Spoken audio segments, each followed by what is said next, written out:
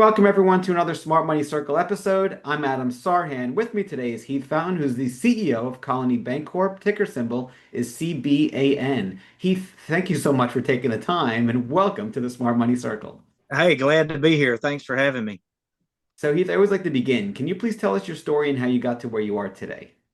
Yeah, sure. Be glad to. So, I started my career in public accounting. I spent a few years doing that. I'm a CPA, but the public accounting route wasn't really for me. I learned a lot in a short period of time, though, and I'm grateful for that beginning. After that, I went into financial planning for 5 years. And I did that for a bank as part of their program, and I enjoyed that. I wasn't the world's best at sales, and I found out that business, and of course, many of your listeners will understand this. It's about getting in front of people. I was good when I was in front of people, but I wasn't that great at all the prospecting side of that. And so for the bank I was doing this for, the CEO came to me and said, "Hey, we have a need for you in finance. You're doing okay here, but I think getting back into the accounting side might be a better career move for you." And so I'm grateful he did that because that's really what started my journey to where I am today. So I started with accounting and investor relations for that bank as a very small $300 million but publicly traded bank. We used to have a lot of those, not so much anymore with all the costs of being public, but that got me going on that side. And I moved up from there to controller and eventually to CFO, and that kind of started my executive leadership journey in the financial industry. This was during the great financial crisis, and we were just very fortunate. Our bank had a lot of capital, had converted from a mutual to a stock company. So we had all this capital, and we were able to really prosper at a time when others were struggling. We did a number of different things during that time. We did FDIC assisted acquisitions. We lifted out teams from other banks. We started new lines of business. We went into new markets. And so in a short span, I was able to really just was fortunate with that timing to get a lot of stuff, a lot of experience in a short period of time. And we grew that bank from a little over 300 million to 1.8 billion in 2015, and we sold that. Ended up selling that bank to a larger competitor. And at that time, I knew I had always had the idea that I wanted to move into the CEO role. That was always a desire of mine, and my boss, my CEO at that time, really helped me during those years be involved in lending and other things to get me that experience because he knew that was what I wanted to do. And so he involved me in a lot of things that the CFO doesn't always get to be involved in, which was I'm really grateful for. And so when we sold, I knew I wanted to go do something else, not be a part of the larger bank. It's a great organization. They're doing tremendously well. I still keep up with them and talk to the folks over there. But I wanted to do something else, and I had the opportunity to become CEO of a smaller family-owned community bank, which was a great first experience as CEO. And again, I spent 3 years there before the opportunity came at Colony to get to be here and to be the CEO, which was in 2018.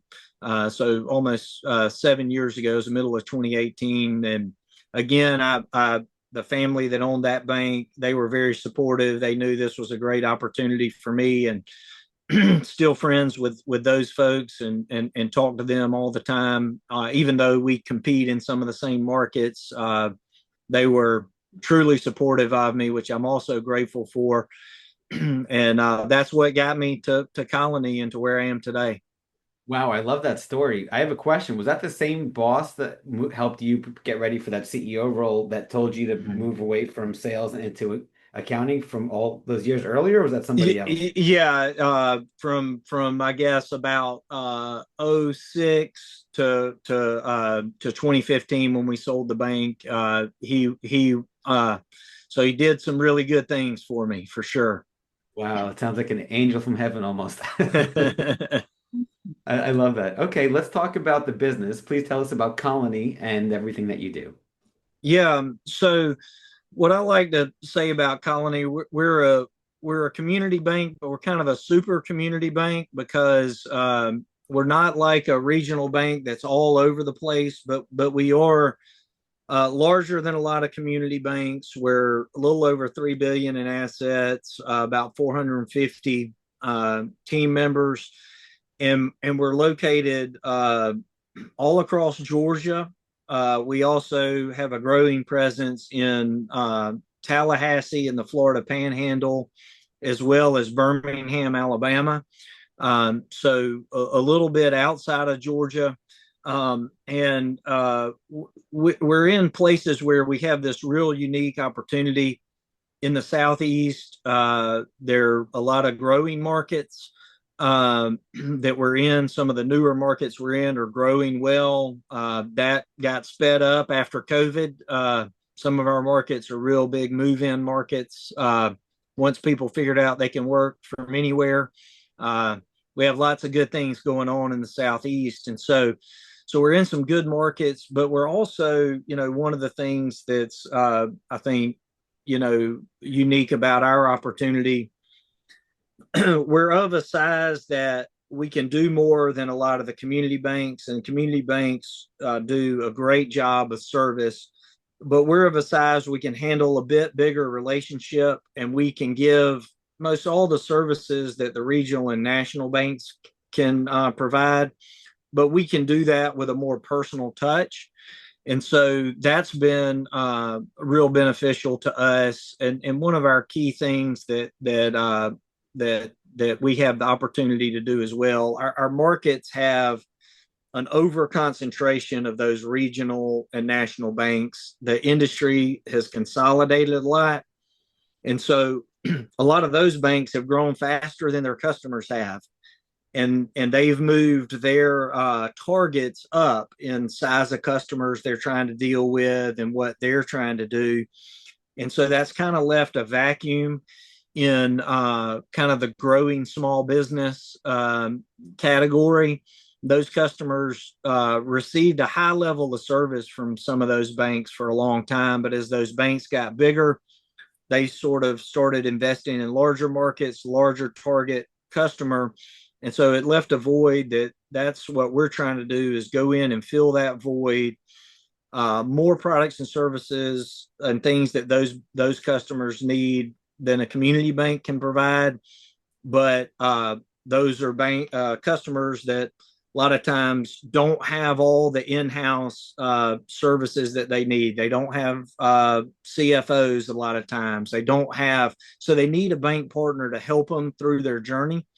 And so we're able to step in and do that. So there's a big customer acquisition opportunity in our markets that's even larger than the growth of the markets themselves.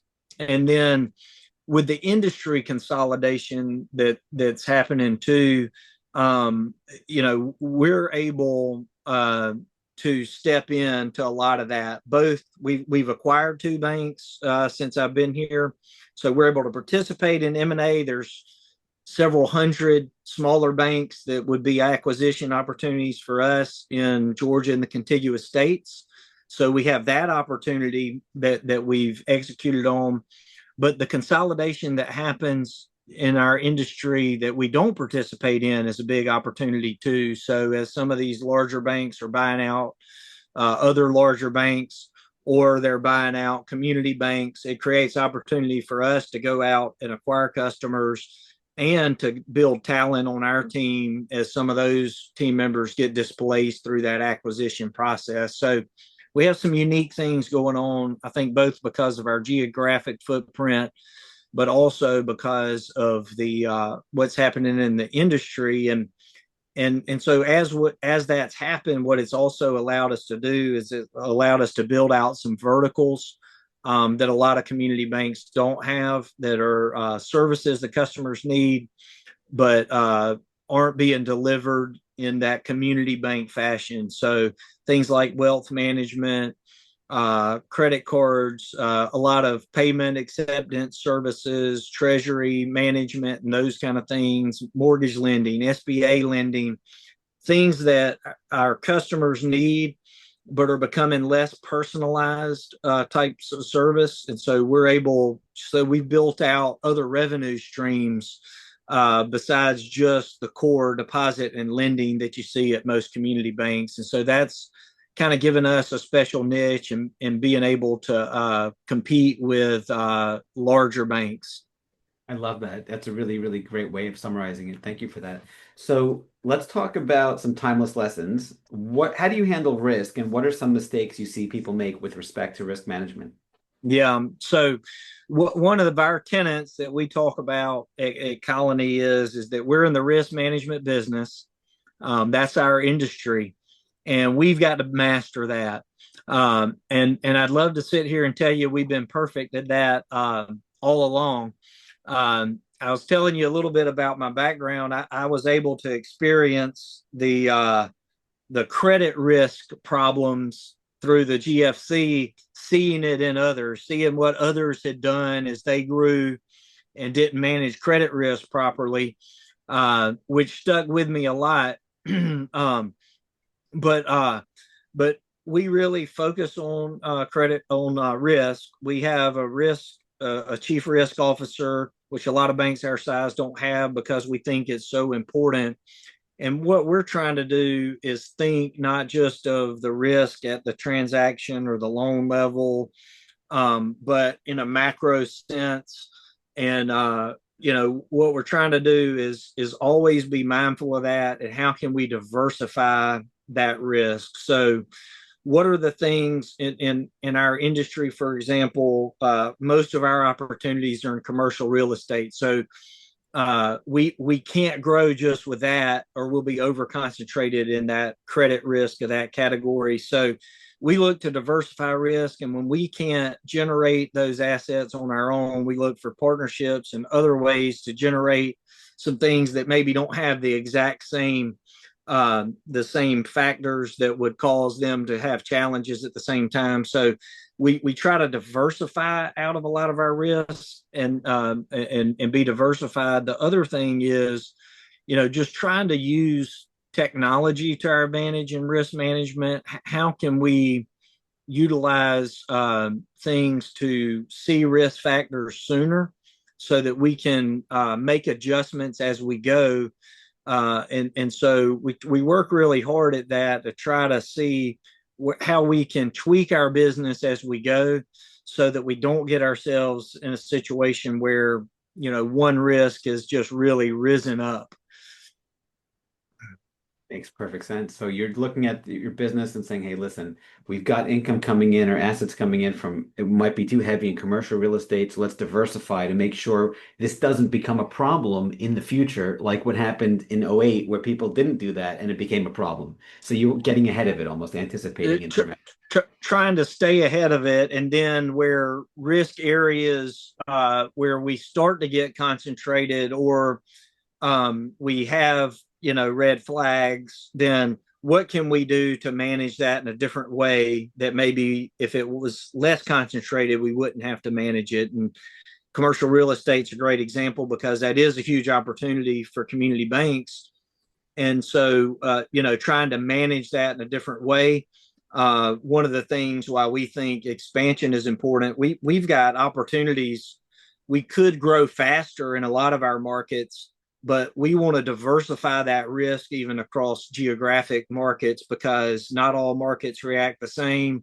And so for us, geographically diverse in different growing markets, and diversified with some of our older markets that are more stable. Maybe they don't have as much of the growth opportunity, but they don't have as big a swings in cycles, in especially in real estate cycles. And so that allows us to kind of offset some of that. So sometimes we don't grow as fast in some of the growth markets that we could, because we want to make sure we keep a good balance across markets, good geographic diversity in our loan portfolio.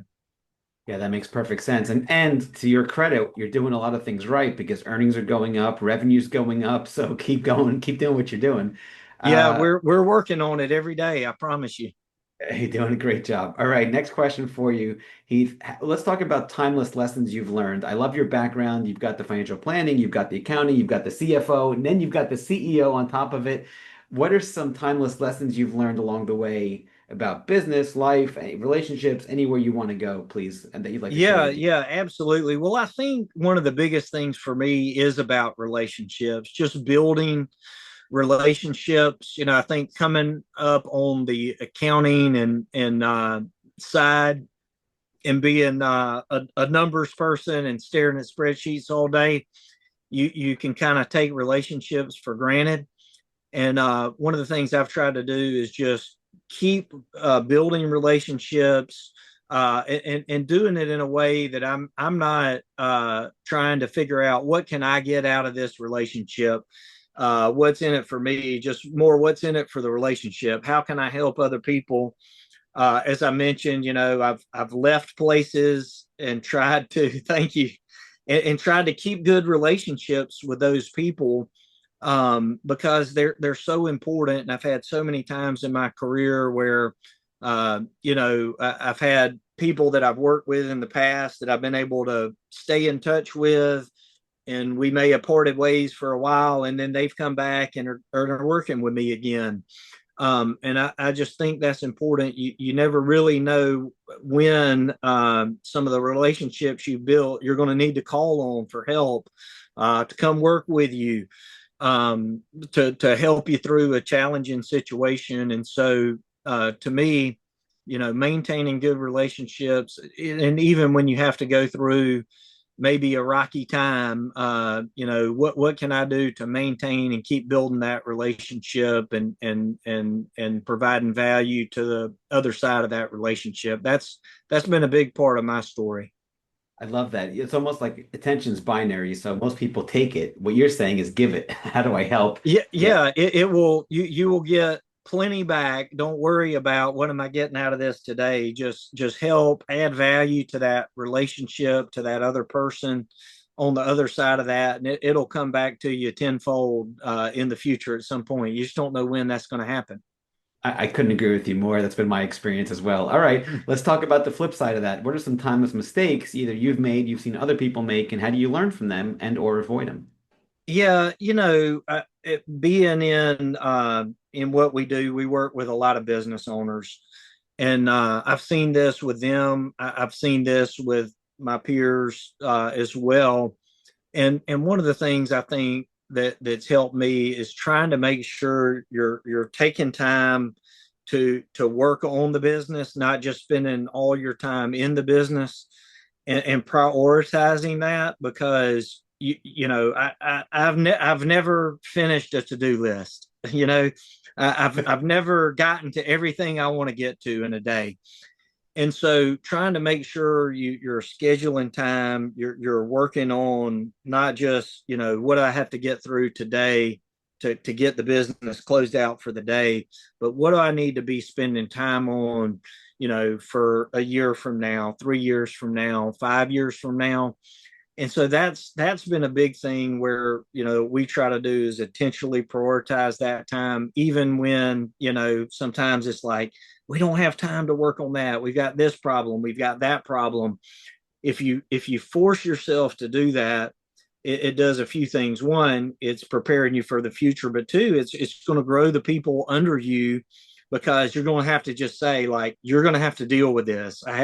You know, we've got to have a half day retreat to talk about planning for next quarter, and somebody else is going to have to deal with that fire or this fire. And so it helps build your team up too. And so when we work with a lot of business owners, we find that they're not taking that time to really think about where are they going to be 1 year, 3 years, 5 years down the road. And so that's it's just hugely important. You can't build something up if you're not stepping back from it every once in a while and doing some planning. Yeah, I couldn't agree with you more. It's super. It's almost like it's a superpower. It Yeah. is, and you just start to see things that when you're working that to-do list and going down fire after fire, you're not able to do the things that stop the fires from happening. Right, right. Okay, I love that. So it's almost like zooming out and looking at the forest, not just the trees or the leaves on Correct. the. Yeah, okay. So next question for you, Heath. Let's talk about leadership. What makes a great leader, and what are some lessons you've learned about leadership that you'd like to share with the audience? Yeah. One thing I think, well, a couple things that really, have been important to me and that I think are really important. To be a good leader, you got to have people following you. Um, and if you can't lay out a compelling vision, you got to be able to paint a picture for people, and lay out a vision to get them to follow you. And so you have to be able to show them, where are we going to be? Where are we going? What are we trying to accomplish? Something bigger than you're going to enjoy your job here, or we're going to, be able to do these mathematical things of getting to X size, or, laying out that compelling vision that gets people fired up, it gets people excited. I think that's really important, and something that we try to do here. I think then this kind of goes along with that. You've got to be a great communicator. And again, kind of coming from that technical background side, that's not my strongest suit. I do a lot of internalizing of things, and I think, well, if I've thought about it, so everybody else has thought about it too. But just realizing you've got to communicate the things you're thinking about. And so for somebody like me that's not a natural great communicator, I have to have a support system. I've got people around me that are better communicators, and I just have a system of where we're going to have quarterly town halls. I'm going to have one-on-one meetings with my direct reports. I set up this framework so that the communication has to happen. It's not just relying on me thinking about, oh, I need to communicate this, I need to communicate that. I've set up this framework, and I found, all great leaders do that. They communicate. Their teams feel like they are involved. They know what's going on. There's not a black hole out there where, why are we doing this? So I think constant communication, and we have a couple sayings around that. One is, I have this saying that, and I got this from somewhere. I don't know who to give it credit for, but that somebody has to hear something 8 times before they really hear it. And I'm sorry. What'd you say? exactly. And one of the people I work with, she swears that I used to say it was 7 and that I've moved it up to 8. And that may be true because people need to hear things over and over again. And you've got to have some good, consistent communication in order to be a great leader. I absolutely love that. So, thank you very much for that. Let's talk about the other side. By the way, you're the second person in the last week that said communication. So, Grant Cardone came on the show last week, and he said the number one most important thing he's learned about money is communication. So, I love what you're saying here. Yeah. Um, let's talk about adversity. How do you handle adversity, and what are some mistakes you see people make with respect to adversity or some obstacles you had to overcome? Yeah. There's always adversity and obstacles. And what I try to do is just think of adversity as opportunities. I mean, when you're in a leadership role and you're CEO of an organization, or any kind of leadership role, you're just going to get adversity. Like, they're going to come to you with problems. I get a lot more of the we got a problem with this, we got a problem with that, then I get hey, we're doing great over here, we should all high five ourselves. And so you just have to expect it. You have to just be prepared that part of your role as a leader is going to be to deal with adversity. And so I think being calm through that, not making rash decisions, being good listener so that you get through that. It's ironic. You're talking about communication. I generally tell people, 90% of the time, a problem you face, you're going to find that a lack of communication is what caused that problem. Very few times do your team, your employees, your customers just, their goal is not to set off some adverse situation. And you generally find that there was some miscommunication along the way. And so trying to figure out what was that problem, how could I have communicated better? How do I learn from this adversity and improve? Whenever somebody comes to me with a problem, I'm never really thinking about how do I solve that problem?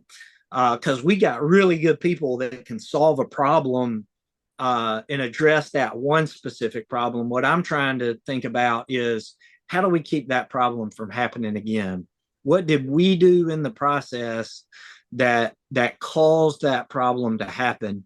Again, it's likely in communication or lack of communication. And then how do we keep that from happening again? So adversity, I just try not to let it bother me. I'm not saying that it doesn't sometimes. It's going to impact you. You're going to get down on yourself because this problem happened and this problem happened. But I'm trying to problem solve of how do we keep future problems like that happening? Because generally, if you got a good team, they're going to be able to put out, snuff the fire, take care of that customer situation, that employee situation. Our job really as a leader is how do we minimize those problems from happening again in the future? Yeah, that's really powerful. I love that. So, you're addressing the problem, but you're also learning by communicating to take the root cause and find out what caused that problem so it doesn't happen again. Almost like a weed. You want to pull out the root, not just cut the top off because it'll just grow back. That's right. Or else all you'll ever be doing is putting out fires. Right. If you can't think about what's starting the fires, you're just going to be running around trying to extinguish them, and it's going to really cause you trouble making progress. Yeah, I couldn't agree with you more. It's fantastic. Okay, final question for you. What is the best piece of advice you'd like to give the audience or your 30-year-old self? Yeah. So, man, if I could go back, I think about this all the time. And so when I got that first kind of that C-level executive leadership role, I was 31, and I did not have a lot of self-awareness. And I think when I talk to young people all the time, I told we've got interns in this summer. I told them this: understand who you are. You're not going to change who you are ever. You're going to be who you are. It's kind of by the time you're 20 something, 30 something, you've developed yourself.